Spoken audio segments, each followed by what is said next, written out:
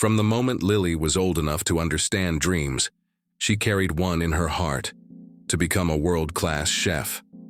Food wasn't just nourishment for her, it was magic. A simple dish could brighten a bad day, even if only briefly. But her path to reaching that dream was far from easy. Lily grew up in poverty, in one of the forgotten corners of the city woven into its fabric. Her world was small, just her mother, Clara, and a distant hope that someday, maybe, her life could be something greater. Clara was a kind but struggling single mother. She worked as a house cleaner for wealthier families while also battling her own deteriorating health. Despite this, Clara was Lily's entire world. Every evening, no matter how exhausted she was, Clara would pull Lily into the small, cluttered kitchen of their tiny apartment. She taught Lily the basics of cooking, reminding her, food doesn't need to look special, it needs to feel special. On good weeks, they had enough leftovers for soup. On bad weeks, they made do with bread. Yet every meal coaxed joy from their tough circumstances. School, however, was a battlefield for Lily. As a young girl with worn clothes and unmatched socks, she was an easy target for sneers and taunts. Garlic and cooking spices clung faintly to her skin. "Why do you always smell like onions?" a girl mocked. Lily kept her head down, never retaliating. Still, the mocking comments stung and hardened her resolve. She vowed that one day no one would laugh at her again. Their laughter fueled her determination that someday those same people would stand in line, begging to taste her cooking. Her dream pushed her forward. As Lily grew older, she became the invisible backbone of her small family. Clara's small income wasn't enough as her health declined. She reached a point where she could no longer work. The situation forced Lily to take on shifts as a kitchen hand at a small neighborhood diner. She worked there in secret, knowing her mother wouldn't approve. Although only assigned menial tasks like slicing onions and wiping counters, Lily paid attention. She observed every move the head chef made. The rhythmic chopping, sizzling oil, and mixing aromas captivated her. It felt like magic she couldn't resist, even with the exhaustion of her shifts. But as Lily's dream promised a small sliver of light, life delivered a devastating blow. Clara was diagnosed with a critical kidney condition, and the reality of their financial desperation became clear. Doctors spoke of costly treatments and surgery. Lily could barely afford groceries, let alone the tens of thousands of dollars in medical bills. This crushed her spirit, but not completely. She dropped out of school, working extra shifts to carry the heavy weight of saving her mother. Yet even amid the despair, Lily's hope refused to die. She made herself a silent promise, whispering it to herself each night. "One day," she muttered, holding back tears, "I'll make it out of this." Her culinary dream became the one fragile thing that kept her going. On the wealthier side of town, the Anderson estate housed an entirely different kind of misery. Richard Anderson, one of the richest men in the country and the CEO of a vast luxury hotel chain, had the world at his feet. Yet despite his fortune, he could not save his family. His only daughter, Madison, had been battling an extreme and rare form of anorexia. Richard had done everything a devoted father could, but nothing helped. Slowly, it began to feel like Madison's illness was dragging their entire world down with her. Madison Anderson had everything Lily didn't: a sprawling mansion, limitless access to wealth and luxuries from every corner of the globe. And yet, her life was just as hollow. All the wealth in the world couldn't fill the void left by her mother, who died when Madison was a baby. Richard had remarried a glamorous and composed woman named Rachel. From the outside, she seemed to be the perfect maternal figure, but behind closed doors, Rachel was cold toward Madison. To her, Madison represented a threat, someone standing in her way of control. Rachel viewed Madison as an obstacle to her full power in the Anderson household. If Madison grew strong, fully recovering, Rachel feared she would lose her influence. Richard was too distracted by his daughter's illness to notice Rachel's subtle and selfish manipulations. Richard, for his part, was an utterly helpless father drowning in guilt and desperation. Over the years, he flew his daughter to meet global specialists, top doctors, therapists, and nutritionists. But no form of medical intervention could reach her or pierce her growing apathy. Not only did Madison refuse help from the doctors, but she also stopped eating altogether. She withdrew further, becoming a shadow of herself. With therapy failing her, Richard reached for another drastic solution: food. If medicine failed, perhaps cuisine could save her. Richard hoped to tempt her through her stomach. He hired Michelin-starred chefs from across the globe to create extravagant meals in the hope they might spark Madison's appetite. One chef brought fresh truffles, another served a multi-course gastronomic wonder. But Madison wanted none of it. Hot plates with perfect presentation came and went untouched on her gilded dinner table.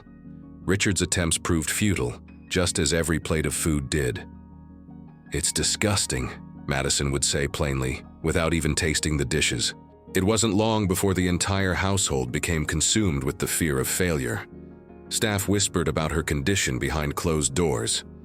Rachel, seemingly indifferent on the surface, worked quietly behind the scenes, ensuring Madison had every reason to stay unwell. Rachel sabotaged every recovery. She rescheduled or outright canceled therapy appointments. Whenever Richard clung to faint signs of his daughter's improvement, Rachel would sow doubts. To everyone on the outside, she still appeared as the perfect, flawless stepmother. Behind closed doors, however, Rachel's cold manipulations served her purpose. If Madison's health continued to crumble, Rachel knew she'd be able to maintain more control over Richard's will and the Anderson fortune. This ensured Madison remained an obstacle, yet one she could suppress. One day, after another failed appointment for Madison, Richard's car passed through a rough part of the city. A rich, earthy aroma filled the air inside the vehicle. It was unfamiliar and intoxicating, so much so that Richard ordered his driver to stop immediately, curiosity lighting up his tired face. The smell led him to a modest diner wedged between a closed laundromat and a pawn shop. The place was so plain that Richard usually wouldn't have glanced at it twice, yet something about that aroma called to him. "Where is that coming from?" he mumbled, stepping inside. Richard demanded their best dish while brushing the place off as unremarkable. The staff scrambled awkwardly, unsure how to handle him. But Lily, calm and focused, quietly prepared her specialty: drunken goose with sticky rice, a dish she'd perfected night after night. When the plate was set before him, Richard rolled his eyes, thinking it wouldn't compare to five-star meals. But with one bite, his face changed completely. It was the first time in years that food made him feel something. Memories deep and warm stirred within. Skeptical but compelled by his reaction, Madison, who had reluctantly come along, tasted the dish. For the first time in years, she didn't spit it out. Richard, stunned by her reaction, knew they needed to find this diner's chef. But at the time, he had no idea it was Lily. Meanwhile, Rachel Anderson sat at home in the sprawling Anderson estate, oblivious to the transformative dinner at the diner. To everyone around her, she appeared poised in her velvet armchair. In truth, she was barely holding on to the luxurious life she'd built. Rachel's gambling addiction had spiraled dangerously out of control. Over time, hidden spending accounts she'd siphoned off from Richard's fortune had dried up. She was drowning in debts too big to hide. To make it worse, her secret lover had turned on her. The man who once flattered Rachel with gifts and promises now blackmailed her. He threatened to expose her lies and gambling habits unless she continued funneling him cash. Rachel felt like she was circling a drain, each secret dragging her down further. But Rachel was nothing if not resourceful. When cracks in her control appeared, she quickly patched them up with lies, manipulation, or schemes. It was while escaping to a seedy casino one night, hoping to clear her head, that she spotted someone who would change her plan. At first glance, she froze. Rachel couldn't believe her eyes. A young server rushing through the casino carrying plates. The girl had frizzy curls tied back with an old elastic. Her cheap apron hung loose around her, but her face looked freakishly like Rachel's. Rachel's sharp mind raced, piecing together an idea. If this girl could pass as her twin, she could use her. That face was her ticket to disappear before the walls crumbled around her. Rachel's devious plan began taking shape that very moment, motivated by desperation. Late that night, Rachel approached Lily after her shift. In the quiet alley behind the diner, her gaze pinned Lily with an unsettling authority. "I have a proposition for you," Rachel started, her voice smooth but cold. Lily, tired and wary of strangers, stepped away defensively. Rachel smirked, ignoring Lily's hesitation. "Oh, you'll want to hear this. I need someone who looks exactly like me. Someone like you. You'll play my role for a while, and I'll pay you $500,000. No one will ever know." Lily froze, calculating her words. Rachel's voice cut through her hesitation. "Think about it. I'll fix your problems. Pay off your mother's surgery, your rent, everything you're drowning in. All you need to do is follow my lead." Lily hesitated further, but the mention of her mother stirred her. "Why me?" Lily asked suspiciously. Rachel raised one brow, clearly amused. "Because you look like me, and because you are desperate." She drew the words out slowly as though the truth was simple. Her demeanor suggested she was offering Lily the deal of a lifetime. Rachel outlined her rules quickly, unfazed by Lily's hesitation. "You'll live in my house, act like me, keep my husband entertained. But don't worry, he's too busy to notice. Just play nice with the children, keep your mouth shut, and make everything look normal." She didn't care to explain why she needed to disappear, only that Lily had all the incentive she ever needed. Clara's kidney transplant. The price of a lie could secure her whole future. Rachel placed a folded check worth $50,000 on the table and walked away. That night, Lily sat in her small room staring at the check. Despite the exhaustion in her body, she couldn't sleep. The money could change everything. Tears filled her eyes as she thought of her mother lying helpless in a hospital bed. With trembling hands, she decided. Rachel wasted no time transforming Lily into her double. "Lesson 1, Rachel said the next morning as she inspected Lily like a sculptor working on clay.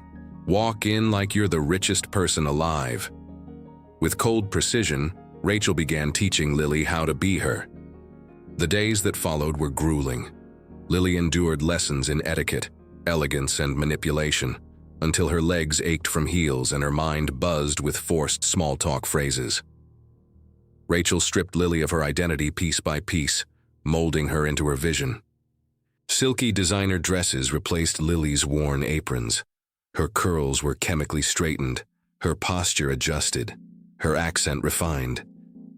"Smile like you know a secret," Rachel coached. "Never let anyone guess what it is."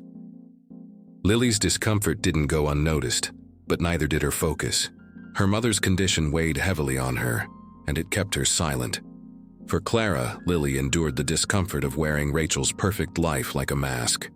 Little did Rachel know, she was setting events into motion that would undo her control entirely. Late one night, as Lily practiced walking confidently in heels, she overheard Rachel arguing over the phone. "Do you have any idea who I am?" Rachel's voice was sharp, panicked.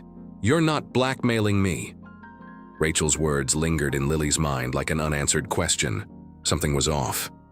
Lily already suspected Rachel's life wasn't as perfect as it appeared. The cracks were small, but they were there. Yet Lily had no choice but to push those doubts aside. Her focus was clear. If playing Rachel could save her mother, she would do it. The day Lily officially stepped into Rachel's shoes came faster than she expected. As she walked into the Anderson estate, she couldn't help but feel overwhelmed. The grand marble floors and sparkling chandeliers made her chest tighten. It all screamed wealth, not home. At the top of the grand staircase stood two faces, Max and Mia. Max, 12 years old, was polite but shy, his dark brown eyes studying her with caution. Mia was the opposite. Stubborn and sharp-eyed, she folded her arms and said bluntly, "You're not our mom." Lily froze but recalled Rachel's advice. When someone questions you, make it their problem. Channeling confidence she barely felt, Lily smirked and replied, "I think you'll find I am." Mia's suspicious eyes narrowed, but nothing else was said. The game had begun. The twins were smarter than Lily had expected. Max was reserved, watching her from a distance, while Mia outright tested her.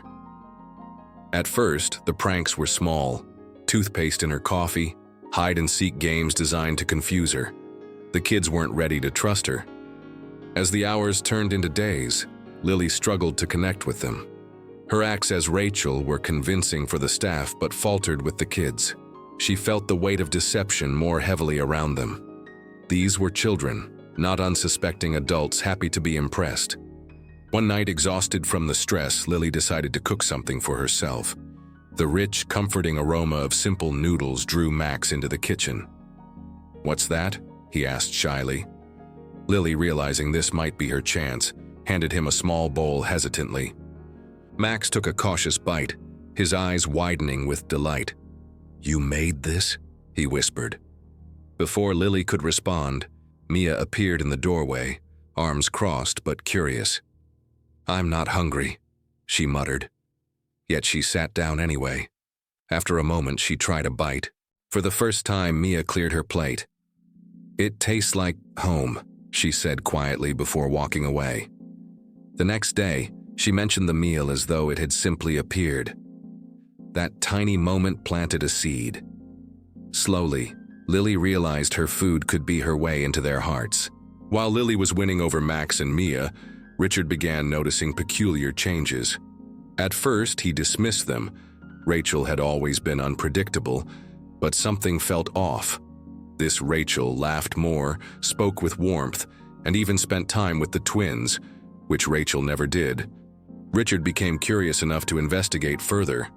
One evening, he overheard Lily humming softly as she braided Mia's hair. It was something so maternal, so uncharacteristic of Rachel, that it made him pause. He couldn't shake the feeling that this wasn't his wife. The feeling grew stronger with small observations. Rachel, who never cooked, had suddenly prepared a family-style dinner one evening. The dish was simple but made with care. "You're different," Richard told her at the table, his tone curious rather than accusing. Lily laughed nervously and brushed it off, but inside, her heart raced. She knew he suspected something, yet she wasn't sure if he had proof. The web of lies she was trapped in was growing tighter each day, but for her mother's sake, she pressed on. Richard's growing suspicion led him to dig into the past. Madison's birth had always been strange. Rachel refused to discuss the details. He ordered a private DNA test for Max and Mia, partly out of morbid curiosity and partly out of instinct. The results changed everything. The lab report arrived with devastating clarity. Max and Mia weren't Rachel's biological children, but more shocking was the attached comparison. They were Lily's. Richard stared at the report, frozen in disbelief. How had this gone unnoticed until now? He called the lab, demanding answers.